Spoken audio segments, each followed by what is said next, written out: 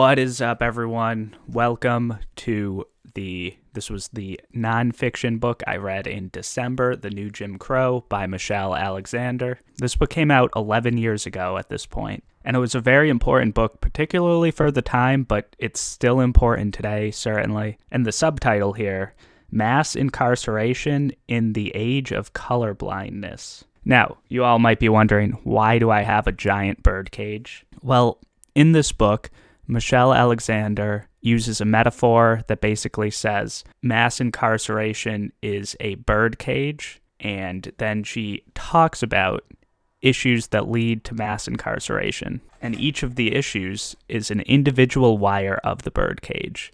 They may not seem big on their own, but when all the wires are put together, you get a nice, massive birdcage. And the cage is both a metaphoric cage for the African American community, but it's also a literal cage because mass incarceration. And it affects the white community as well, but it more so affects communities of color disproportionately. But also, if you look at just statistics for people in jail between the United States and literally any other country, the US has way, way more people in jail, even compared to super authoritarian, borderline totalitarian countries like Russia and China. The US has over 2 times as many people in prison as those countries. So why is that? Why do we have so many more people in jail? And why does it disproportionately target communities of color? Well, to answer that, we have to go through a lot of different wires of this birdcage. And to talk about anything like that, you need some sort of historical background. So chapter 1 of this book is all history, which is great. So I'm going to try to briefly 15-second version of African American history prior to the signing of the Civil Rights Act and Voting Rights Act in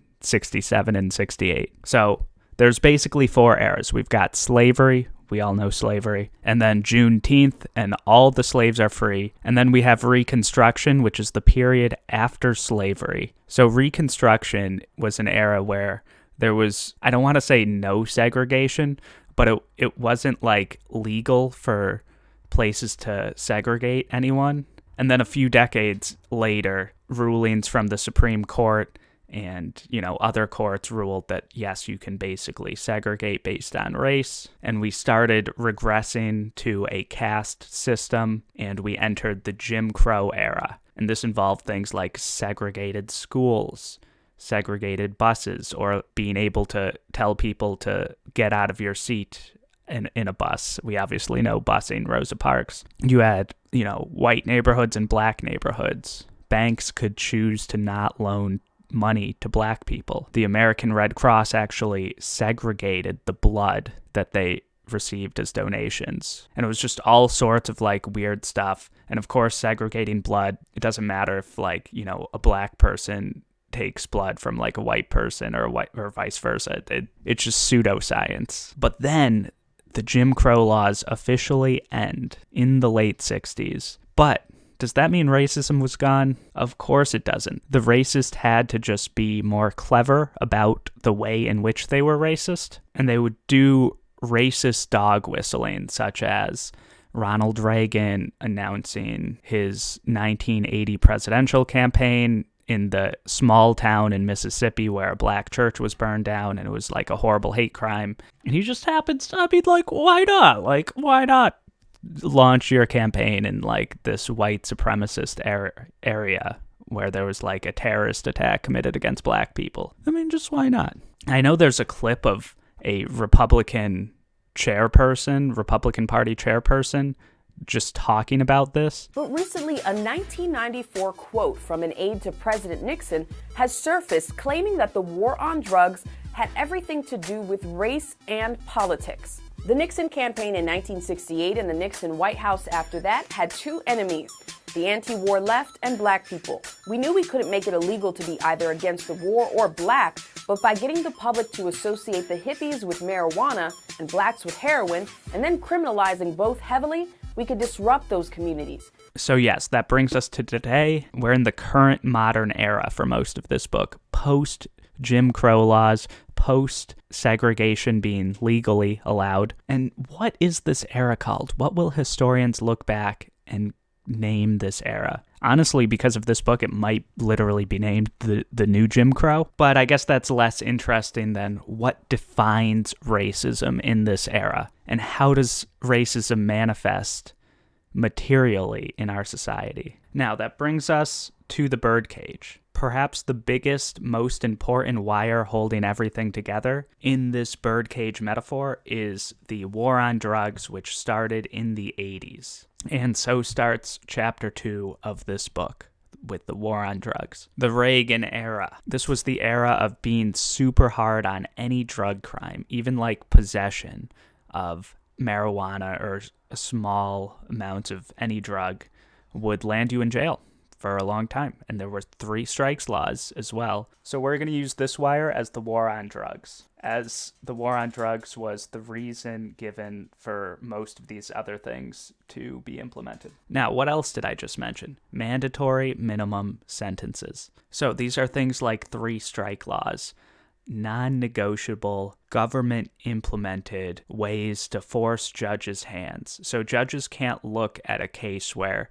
someone commits like 3 low-level crimes or whatever. So a judge can't look at a case and say, okay, this guy possessed marijuana 3 times. So what, even if he was selling, is this worthy of a life sentence? And I will say no, not worthy. Now, let's talk about juries. Juries are oftentimes disproportionately white. The reasons for this are jury selection pools are very random sometimes. It depends on what county you're in. Some people will just never get called for jury duty because they're just not in the pool, essentially. I mean, they're legally allowed to be called for jury duty, but like, let's say someone is homeless. Usually the jury pool pulls people who have addresses. Sometimes they disproportionately pick suburban areas. Now, that's step 1 of jury selection. Step 2 is the prosecutor. Now, prosecutors are taught to look for things that will make it more difficult to prosecute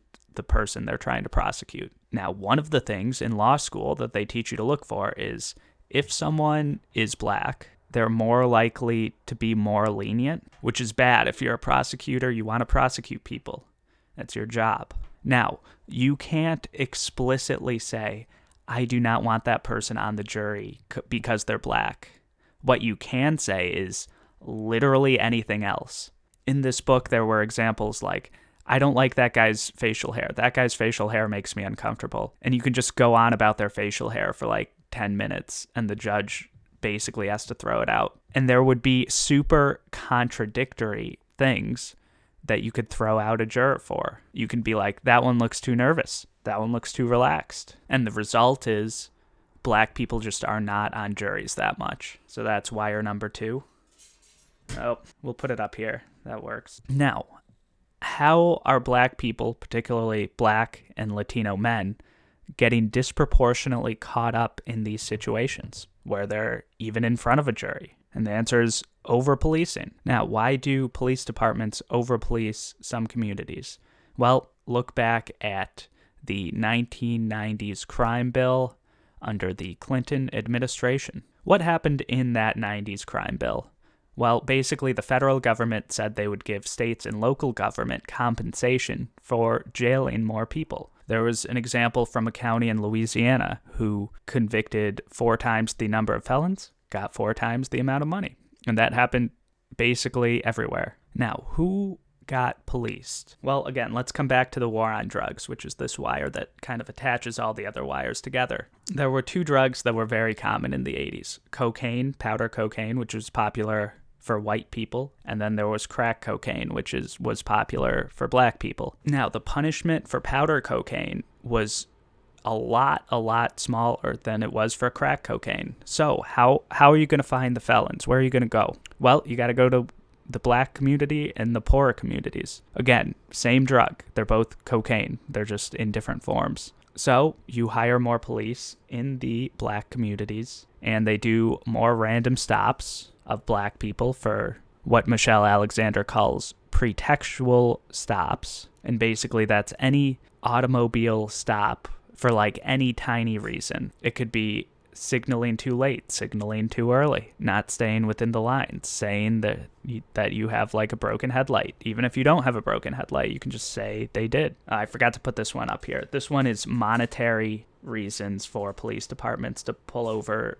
people within African American communities. Oh, and also for this one, you can see this bared out in the numbers. Black people and white people do drugs at around the same rate, yet black people get convicted of doing drugs at like 4 times the rate. And you can see that across the board with any drug, but I mean, particularly marijuana. But anyway, so pretextual stops. And now you might ask, well, just because they're stopped doesn't mean that they have the legal right to search your car. I mean, don't we have Fourth Amendment laws? Well, technically, yes. But usually the way police are trained to ask their questions, they ask the questions in such a way where there's no way to say no.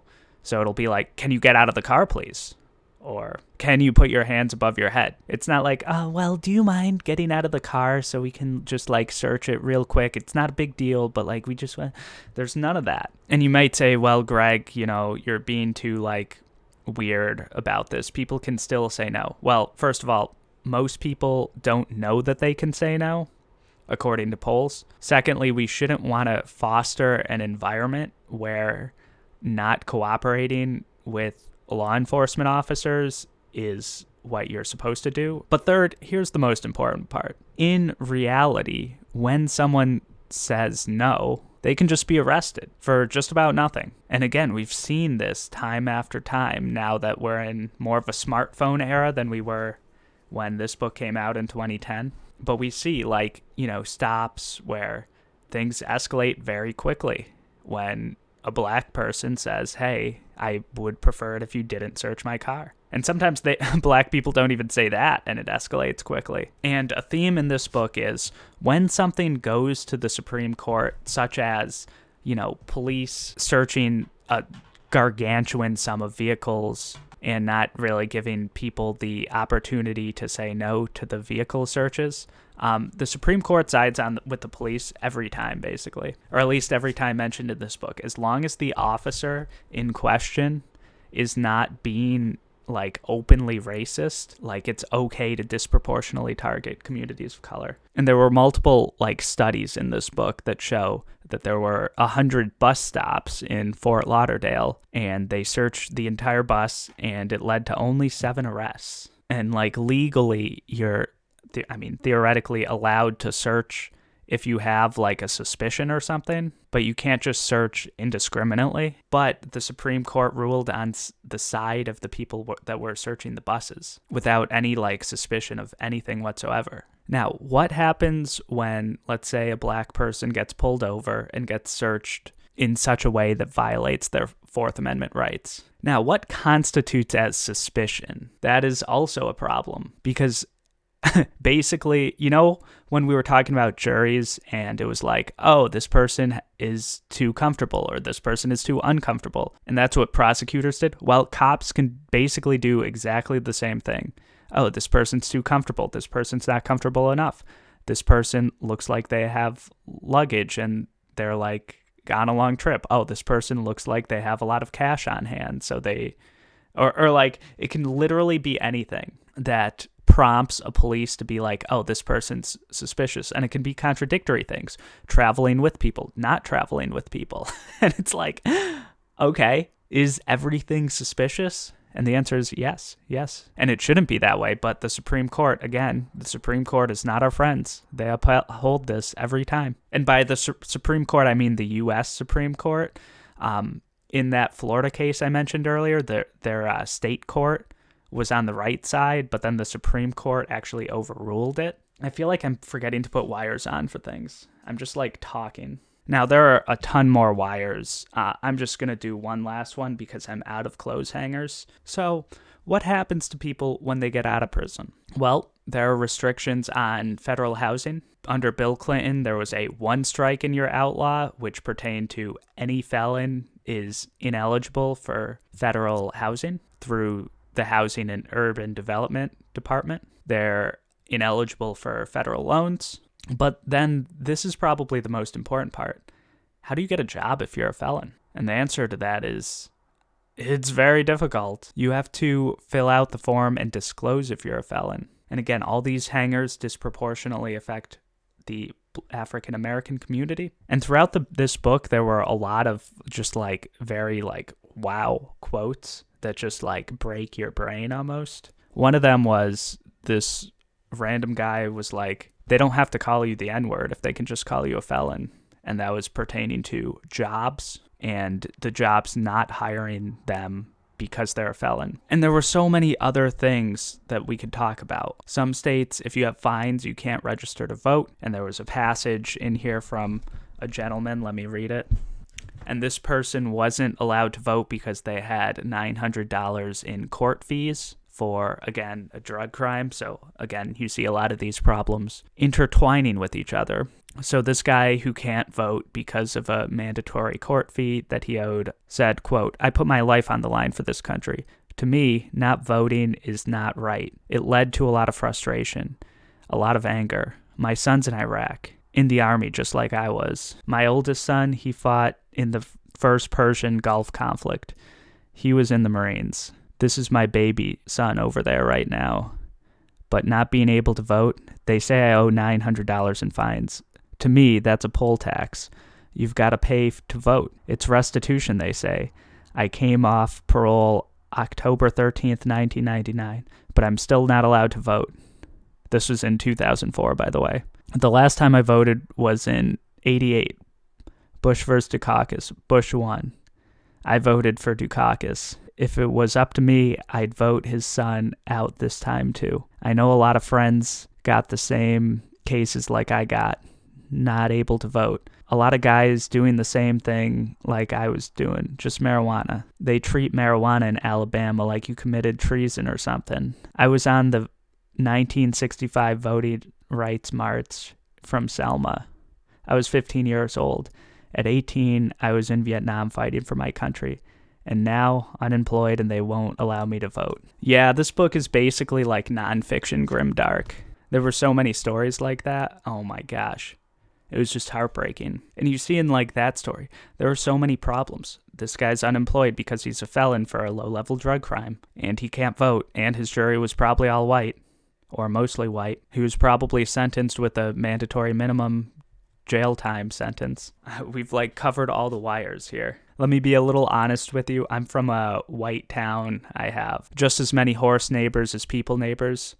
There's enough marijuana around in this town. The number of white people I know arrested for marijuana is 0. So I'm sure this man who fought in Vietnam, he was probably pulled over for some stupid thing. So I think you guys can see how this stuff adds up. Like any one of these things like juror selection or like not being able to vote if you haven't paid court fees or something.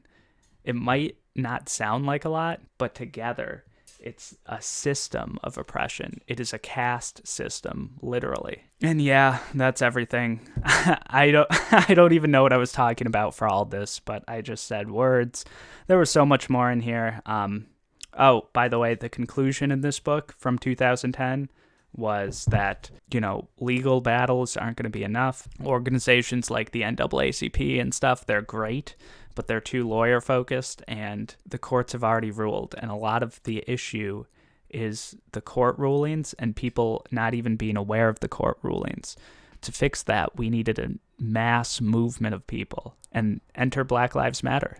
This is why Black Lives Matter is great, because it solves, or at least tries to solve, the problems that the court cases can't solve, which is amazing. And just seeing, multiple millions of people out there, that is phenomenal. And seeing how opposed to violence and rioting and looting they are is just great. They're so peaceful. If you just look at protests in, human history, any protest with millions and millions of people is going to have like some small amount of violence at least. In these Black Lives Matter protests, there's been like a shockingly small percentage of violence. So yeah, I mean like, the main conservative talking point or whatever is like, oh, did you hear like some like business owner got their store broken or whatever? And it's like, yeah, my heart breaks for them. maybe if we address everyone in Black Lives Matter's grievances, then there wouldn't be a mass movement on the streets. And again, mostly nonviolent movement, mostly following in the footsteps of MLK, but nonetheless, there will be casualties. And honestly, a lot of the injuries we see are actually the police doing the injuring too, which is also, that also breaks my heart. So yeah, this book is like very good, very informative. I would check it out,